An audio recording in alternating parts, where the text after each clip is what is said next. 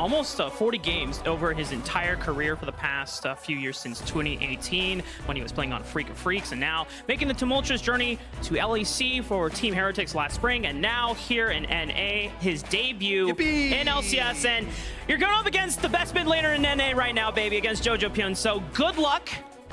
They did get the Azir, so that's a good start for TSM here, Kobe. Exactly what we wanted, exactly how we draw it up, and the Kaisa to follow, so we assume TSM want to pair that with a Nautilus or something for the bottom lane to go kill pressure into a Milio lane, regardless of what Unforgiven's going to show here.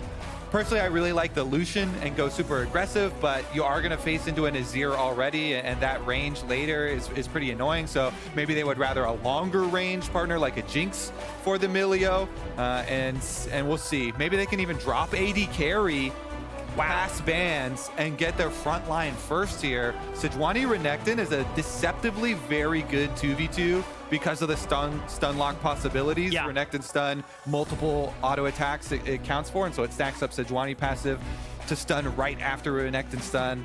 And you can definitely, especially if you target enemy jungle in those 2v2s, get some nice burst kills early on. Yeah, surprisingly powerful 2v2 skirmishing combo as well. Everyone will sleep on the tank side of the matchup, but you know, you give Renekton an empowered stun after the permafrost as well. I mean, man, then you're in a world of trouble. As we head into the second round of bans, the Rakan for Chime, another classic comfort here for TSM. They now need to look at what they're going to pick for the jungle for Bugi, as you already mentioned, because the Maokai and the Vi is gone. You can look to things like maybe a Wukong here for Team Fighting Power. I think they need to start banning out some of these AD carry combinations we mentioned. I guess they don't care about it. They're much more worried about defending Ruby against Jojo, which is valid. Jojo is definitely the best laning mid laner, and I would say the best mid laner overall so far in summer. So they're very scared about him playing into Ruby. Plus, maybe they want to pick the Malphite for Hauntzer on the top side too, so they ban out the Sylas. Since they were looking at picking that, and EG read the Sylas pick as a Malphite pick, so then they ban the Malphite, and you see the ping pong here. Another AD carry ban, it is the Draven.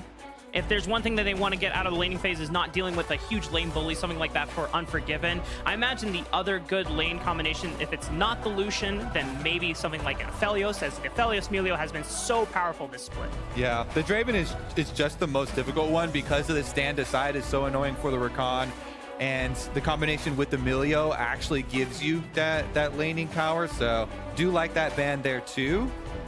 And which tank will it be for Hauntzer? Because as I said at the beginning, definitely expect front tank line here from them. They do get the Ksante, the preferred top lane matchup. I will say Renekton does quite well into the Ksante though, so yeah, it's not like he's picking that into a good matchup. He's picking it as TSM want front line here. They want a standard team fight. So I do expect them to go with something similar in jungle as well. Please do the rat. I would love the rat. I would love the Nila, but it's not going to happen. We don't get either of our wishes, Kobe. They're going to go with the Varus instead. All right, Varus definitely quite strong right now. Isn't going to get nerfs until the next patch, which just actually hit live today, so you can play it at home. But Varus can definitely go with the static Shiv build. Definitely has good AP routes right now that synergize quite well with it. Zoe as well, a mid laner that I think is very good at utilizing static shift. Yeah! Won't get locked in, but it is the kill matchup into the Azir. The Akali, the Yone are those assassin kill matchups into the Azir mid lane. And Jojo, you know, always wants to play super aggressive, especially against mid laners that have just arrived in the LCS. And it pairs extremely well with the Sejuani. So love all these synergies that Evil Geniuses are stacking up here. This champion select looks very aggressive from them. And I definitely would favor Evil Geniuses seeing this right now. Nocturne coming out to support in the jungle here. Bugi picking that one up. The cover of darkness allows Kaisa movement around team fights a lot more too. When you're facing so much dive in Yone, Sejuani, Renekton, any little bit of cover is going to help. Yeah. And Kaisa plus Nocturne, possible dive follow-ups there. On the Rakan engage. So TSM, not too shabby with the synergies they've been able to build for themselves, but it just looks like a very difficult onslaught of especially aggro topside for Evil Geniuses, with both solo laners playing off of an aggressive Armao. Yeah. An Armao who's come into the league performing extremely well and has some pretty good synergies with those solo laners. Yeah, Evil Genius is asking the big question. Ruby, do you have what it takes to stand up for yourself and be able to match against Jojo for wave priority? Because if you can't, then the top side of the jungle is going to be invaded upon by Armao. You can bet that he's going to use Jojo and Revenge's prio to try and invade onto Bugi, prevent him from getting to level 6 where he gets access to that paranoia and can start rolling the game for TSM. Because if TSM do not make proactive plays around paranoia, then what are you picking the champion for? And every single ultimate with the long ultimate cooldown timer in the early game makes it so that you need to make them count. All right, let's get into it. Ruby's first game has arrived for TSM. Got his most played champion of all time. They got him some comfort here with the Azir, and a very good time in the meta to pick up Azir as well, with everybody jumping on board after those buffs of the previous patch.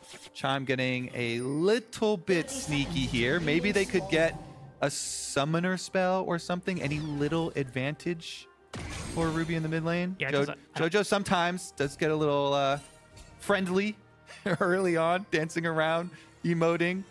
I don't think EG saw Chime grand entrance over the wall, so they're in complete fog right now. Not, yeah. If Jojo steps up, might be the angle here. Jojo, don't be greedy, brother.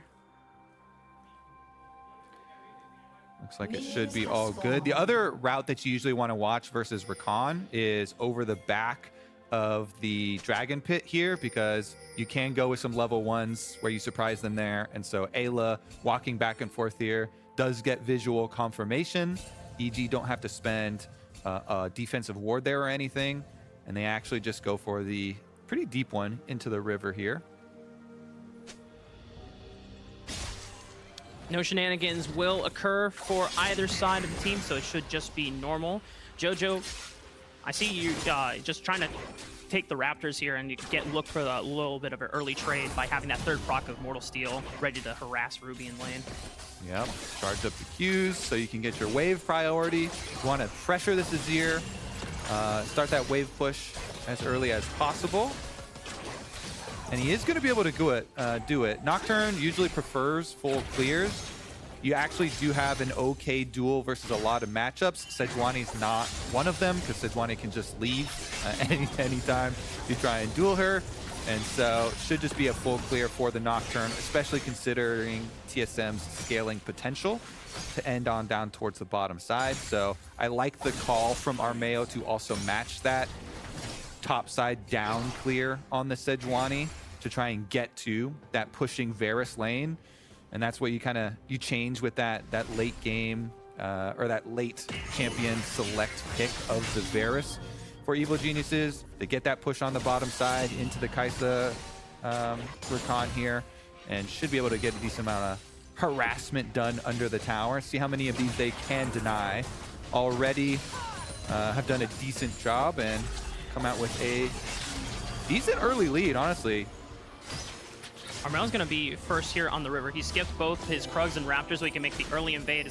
Might look to catch Bugi before he gets to his blue buff, and they're both level 3, so there's no level difference for either jungler here, and Armao is now putting the pressure, stalling and preventing Bugi from getting level 4, so this slows down Nocturne's clear speed, and even if Armao doesn't get this blue buff off of Bugi, it's just all stalling time, because now they'll both be level 3 by the time Scuttlecrab spawns. Trying to get as much off of his pushing bottom lane as he could, but Nocturne is beating him up. Forces the flash. Nicely done there from Bugi, chasing him out, making Armao pay. And we were talking about it in Champ Select. Armao has been so good for Evil Geniuses so far, being very aggressive, working off of Jojo pushing lanes mostly. In this case, he was trying to work off bottom pushing lane and did get a little bit too close to the Nocturne. Yeah. And once that Q trail of the extra speed is on you, it took a lot of damage. Unforgiven also taking a decent amount of damage here as Chime having the confidence to go in, knowing that the Sejuani has been fully chunked out and is just going to be on a tiny sliver of health clearing her jungle. So nice little opportunity there. They do get the Ghost is already down for Unforgiven in exchange for the early heal that they had been able to blow. But looks pretty nice there for Bugi being able to now reverse clear right back up to that top side. The fact that Bugi was able to get Armao's flash, I think that totally works out in TSM's favor. Yeah, his level 6 is a bit stunted at the moment, but I mean, you've delayed a lot of pressure from Armao being able to help this bottom side of the map, and it's already resulted in Summoner Spell advantage for the bottom side. As now, a heal being popped by Eyla, they want the movement speed. They're looking on the advantageous side of the trade. They just push him out here. And I'd actually even say Bugi's level 6 is super on pace. It didn't actually get anything stolen in there, so doesn't really stunt it. And honestly, with 36 CS here off of the reverse clear 2 at 5 minutes, should be on a decent pace. 2 pressure, maybe Jojo in mid lane. Sure. You know, with a player that likes to play so aggressively, maybe they can leverage Bugi's Nocturne level 6 early play in there. Again, so many eyeballs on Ruby here. See if the team can kind of play around him. Maybe get Chime, a support recall timer as well.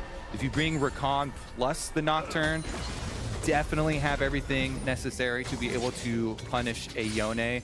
As long as you get real close for the ultimate, then he's not going to be able to gain a lot of distance there, and can definitely burn up the flash at the very least. Chime is here in the mid lane, but Eyla as well, and the ward being dying out means now that TSM realize that EG have full information, that they're wary of this potential play looking on the mid lane. Since Jojo has been beating up Ruby in the CS department, a lot of the pressure, they need the pressure relief for Ruby, but the fact that EG are matching it just means that Ruby has to suffer a little bit more. So we continue the farm pace here. Small leads for Evil Geniuses out of the laning phase.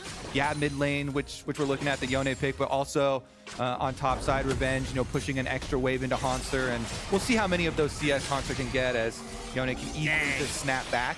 Yeah, it's not gonna get any extra damage there. 1 tower shot taken, and Jojo has ult advantage, but Bugi is hovering now to help Ruby have the security to get this lane in, this wave in. Jojo would have to be pretty ballsy to look for an all-in, even with Ruby's health being that high. Armao is also waiting in this pocket just to make sure. He knows that Bugi might be covering for Jojo's crash, as Ruby now will look to take wave priority and both junglers resume. So, I mean, this game is really just about protecting Ruby at all costs, making sure that he doesn't suffer a huge detriment to this Yone, because we've seen Yones in the past before. If they get a huge lead, they just take over the game. Nice chunk damage from the Evil Geniuses bottom lane. So all lanes winning for EG out of Champion Select, and one of the reasons you highlight in Champion Select the 3 pushing winning lanes here. This is what you want to accomplish in the early stages of the game. Ideally, they could have gotten a little bit more, you know, playing off those and going super aggressive with jungle, but they're definitely set up nicely so far with over 1,000 gold lead from pure laning from them with some advantageous matchups. And the double range poke on bottom side is about to get worse, because once Varus gets level 6, then you actually can have some kill pressure, namely towards the Rakan, not even towards WildTurtle since he's taking cleanse, but you can really punish Rakan. If Rakan goes in for a bad engage, Milio can kick him, and then you can get the ultimate from Varus combo. Jojo goes for an ult, does not get the kill, but does get the push out pressure, and Ruby has already used TP. It seemed like there was some hesitation there. Jojo thought about, oh, do I kill this guy? Whatever, I'll go for it. And it doesn't quite hit the Fate Seal, but you know what? It's all about sending a message, making sure that Ruby is uncomfortable. He has the wave pressure and the priority so that regardless, EG will still get this Rift Herald on time. Yep. Push in mid off that trade, push on top as well the entire time from Revenge with the Renekton, so easy for Armao. And now once you're level 6 with Sejuani and you've got Rift Herald in hand, we may see the first big play from EG and the snowball start to actually pop off. TSM will take the other half of the map, the Constellation Dragon, which is decent for them to be able to grab, but it is a calculated move by Evil Geniuses because you want to snowball with this team. You want to get the most out of the turret plate stage of the game because there's so much gold on the map to be able to take, and they're set up to do that. So now we track Armao. Where's this Sejuani ultimate gonna go? Where's this Rift Herald gonna go? Revenge has done his work on the top side with his Demolish, has been able to get 2 turret plates already, look like even 3. turret plates for himself, one on bottom by hand as well. There we go. Only one left remaining and already doing the dirty farming. Yeah, and now the pressure is up to Bugi because we have not seen this paranoia yet. He did hit level 6 just a couple minutes ago, but now the question is, does he want to use it aggressively or use it defensively? Once again, Jojo, in this interaction, because you have the soul on bounty, if he throws out the Emperor's Divide, he just blinks right on back to the starting position. Yep, and that's the aggressive nature of the matchup we keep highlighting for the Yone picks into it. Chime. Oh, great look by Chime. Good roam timer as well, and the paranoia, the first use is beautiful for TSM. First blood to Bugi. That's that combination, Raafaa. The Chime roam plus Bugi ultimate level 6. Exactly as they drew it up. Nocturne ult and Rakan ultimates. Jojo goes over a little bit too close. Chime doesn't even have to flash or anything. No time for Jojo to react then. You get charmed into knock up into dead with all the damage.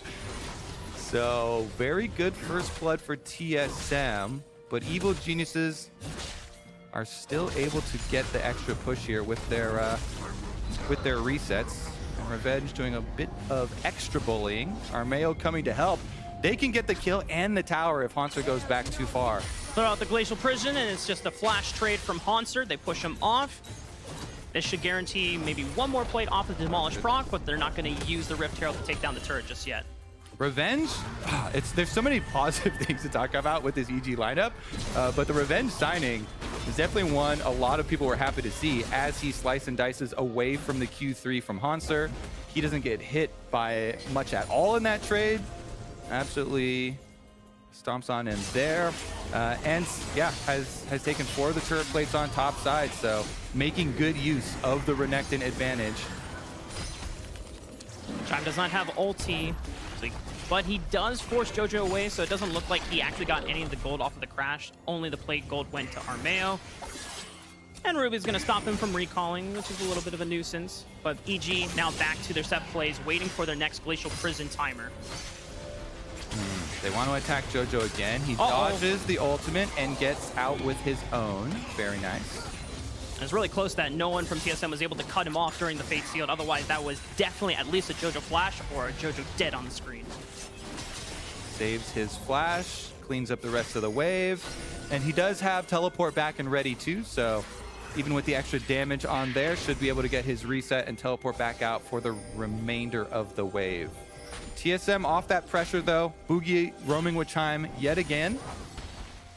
Eyla's level 6, so they have the Milio ultimate for the cleanse. Chime looking for another engage. Ruby over the wall. Bugi with the tether onto Armao, and he's able to get out alive. And the fear just sends him running. They have WildTurtle in their back pockets here, but they're just going to take the blast cone over because they know that they do not want to fight the full onslaught of EG. Yeah, fair enough. You know, you get a Rakan ultimate, trade for a Milio ultimate, and Varus tried to get the counter there too, so it's a 2-for-1 cooldown trade for TSM as they're able to slip out afterwards, and now their bottom lane doesn't have to worry about that full kill pressure from the Varus coming in. You know, Sork Shoes and Static Shiv, that is a burst spike here for the Varus, so kind of nice to have that Varus ultimate down for a little bit. All out from Hauntzer, but it's still a lot of damage from Revenge as he's got quite the bit of damage to back up from this Dominus as he just walks on out, ultimate for ultimate trade. But the pressure on top lane is starting to collapse and fall under Hauntzer's will.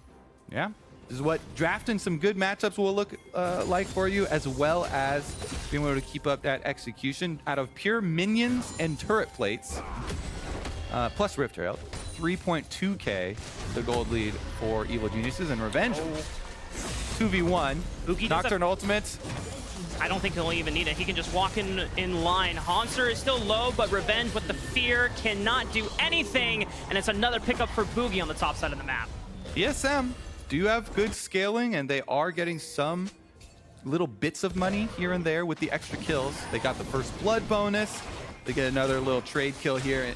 You know, your first tower is killed off by the Renekton, and it's a very rich Renekton, but at least they get the kill back on him in payments. And now TSM also stopped the dragon on the other side of the map for the time being. I mean, this is solid stuff from TSM. You know, the laning phase wasn't going their way necessarily, but in terms of their macro and team fighting, they might be able to loop around here. Teleports coming in from both Revenge and Hauntzer. Glacial Prison right into the middle. Ruby goes golden with the stasis, and it's Evil Geniuses that secure the dragon, but Chime, masked by the darkness of Paranoia, finds a nasty flank onto the backline of Evil Geniuses, but do they have the damage to back it on up? Bugi is forced to flash. The shutdown goes over the Revenge, and Evil Geniuses find vengeance and strike true into the hearts of TSM. Oh my goodness, it looked like a big flank here. Nocturne ultimate, turns out the lights, Chime goes in, gets the big knockup, but EG are so rich. We mentioned, even with Renekton going down, still very rich. Revenge comes back, and they wipe the team fight there. Let's take a look at it. So 4 members grouped up here. The teleports are far away from the rest of them. By the way, didn't see even a smite on that dragon. Went down to 1 HP, and Varus got it. Had it. Chime goes in, he got the big charm into knockup, then Bugi went in with the ultimate afterwards too, but look at the return damage here. Revenge goes right into the center, big Q, had the Gore Drinker as well, so was not worried in the slightest, and Jojo over the top at Yone.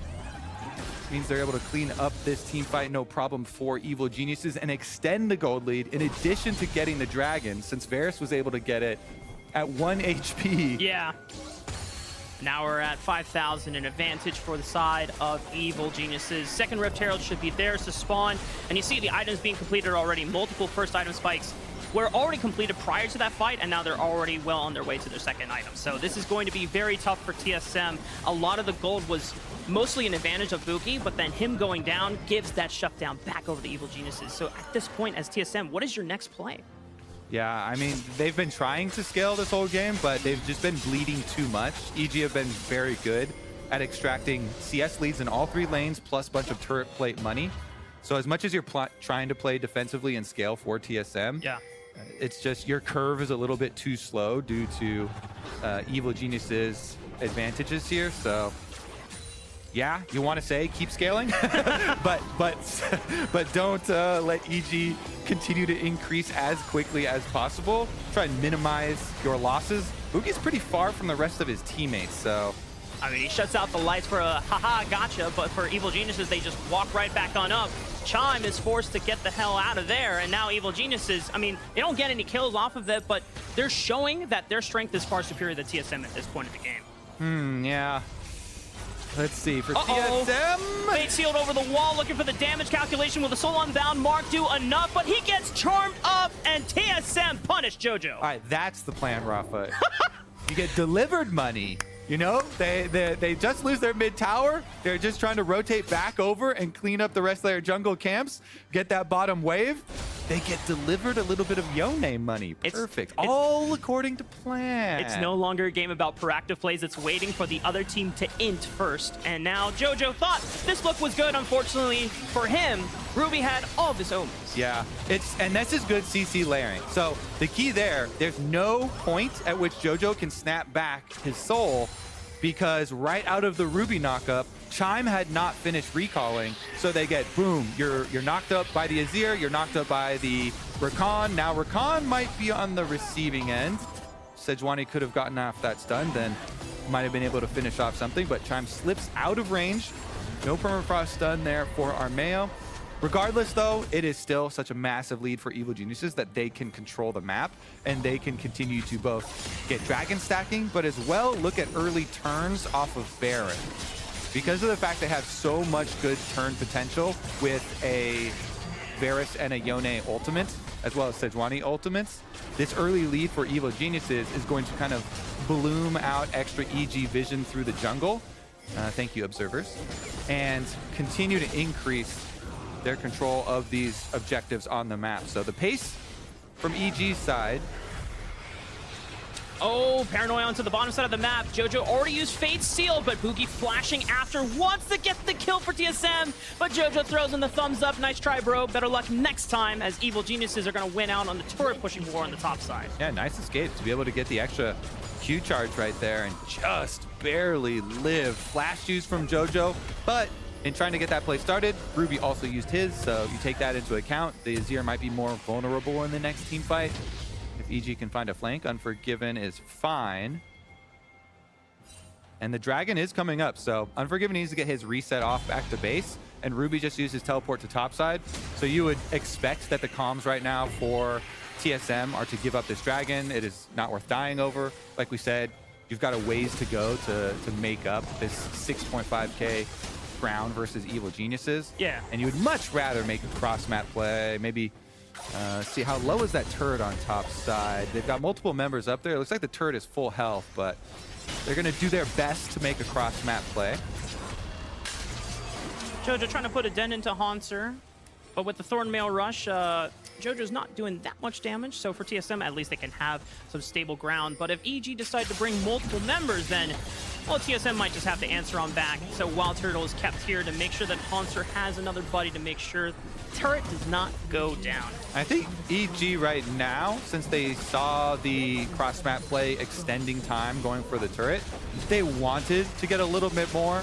But TSM actually had a decent defense on bottom side, and as long as Hauntzer doesn't die here, TSM did a fairly good job of minimizing losses. They recalled, and now they use the Paranoia, forcing the flash out of Revenge, and they dodge on the Glacial Prison, but there's not enough damage to follow up on taking down the Crocodile.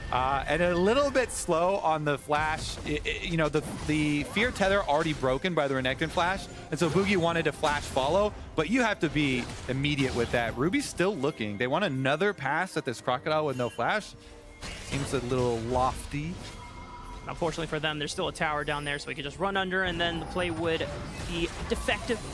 TSM now forced to answer back on the push in mid lane. Evil Geniuses now have an opportunity. There's no TSM members, there's no Paranoia to jump and capitalize on them, so they can get some vision control into this Baron side of the map. Yeah, we're going to get a reset pretty quick and head on over to see if the Baron turns will be successful. EG already cleaned out all the vision around Baron, then they can start it and look for picks. Looking for the turn, though. Sejuani ultimate is actually down, so Varus ultimate has to be a big playmaker in.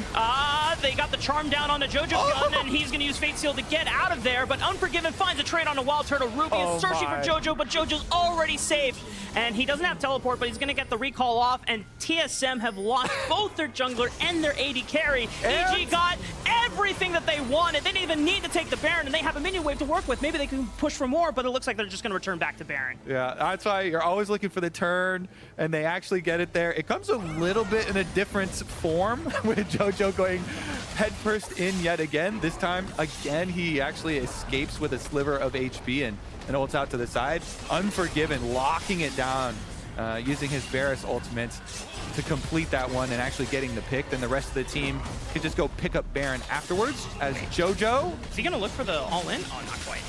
Not enough damage. Ksante, very mobile champion. I thought he was a tank.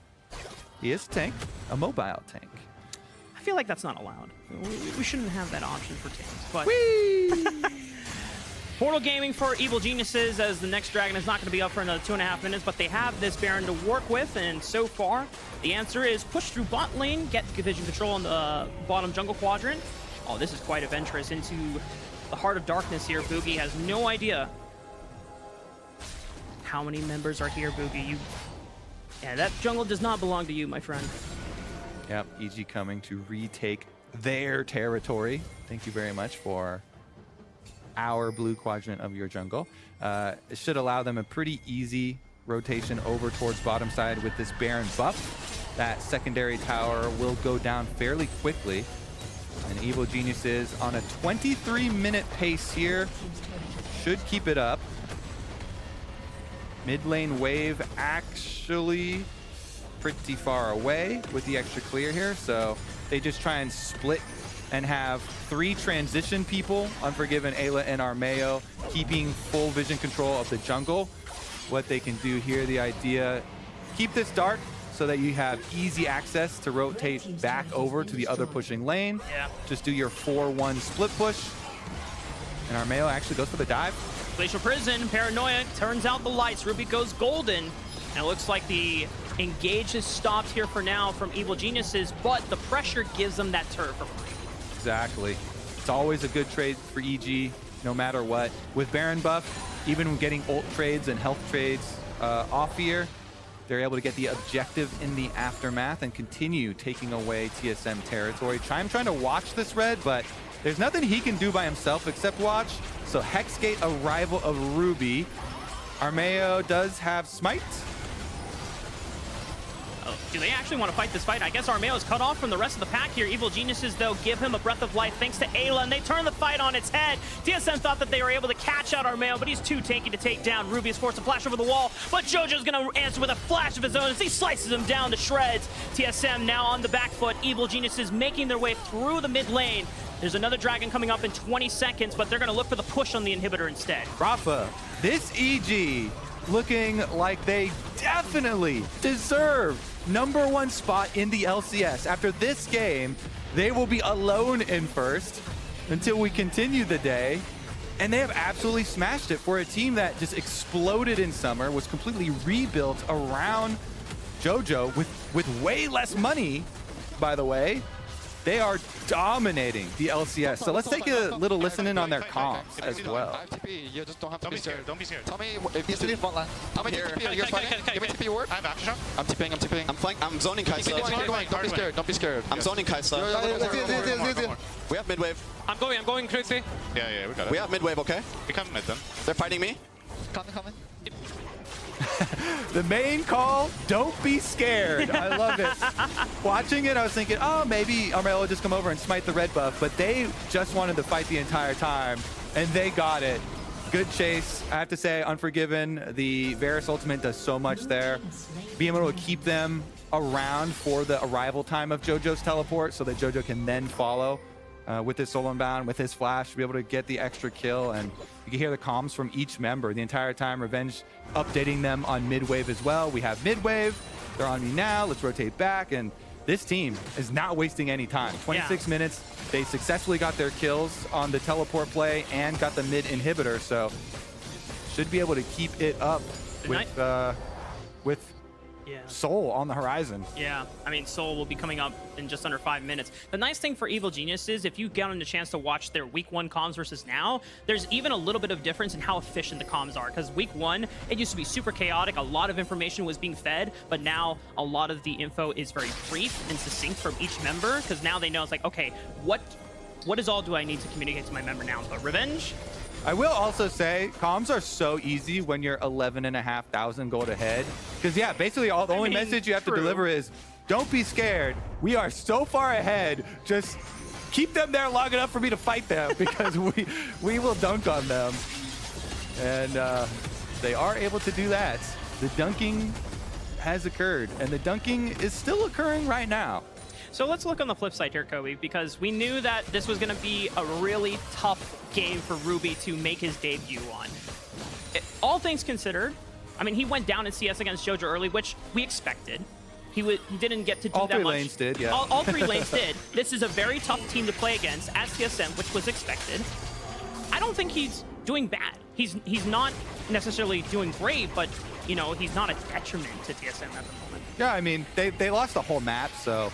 Yeah, it is. I definitely say, yeah, like pinpointing anything is a little difficult here, since with all 3 losing lanes, it is usually and should be impossible to win a game of League of Legends unless something is too crazy with the amount of scaling difference, and there just simply isn't that available right now, as we did see the escape there. No flash now for WildTurtle, but good execution from EG to be able to snowball this one. I don't think it's going to be too difficult for them to continue either, since Baron is on the map, and guess what? You've got Varus ultimate, Sejuani ultimate ready to go for another turn. Yeah. And they still have vision control of, actually, Revenge? Do they have a pick on the Revenge? Maybe. He still has a flash to work with, and he flashes the Emperor's Divide. He's going to get tethered by that fear, but he's got the dominance. He's got enough life sustain, and now he's going to turn it right back onto Ruby because he has the core trigger for the Omni Slash,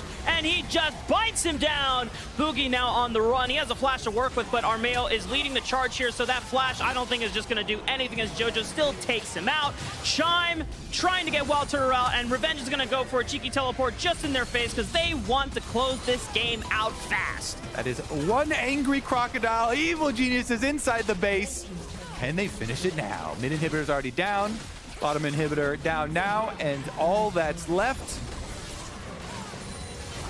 Onto the Nexus turret.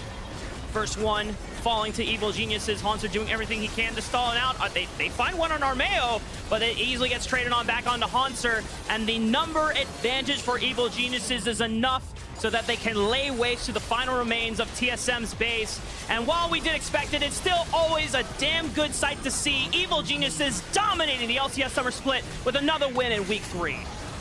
The value pickups here all coming together on Evil Geniuses, and they are your #1 team in the LCS. Current sole possession at the top of the standings until Cloud9 gets a chance to play Immortals later at the end of the day. Now, unless the Immortals play Spoiler, I imagine that Cloud9 will be joining them again, but we have to look back at the start of the season because I know you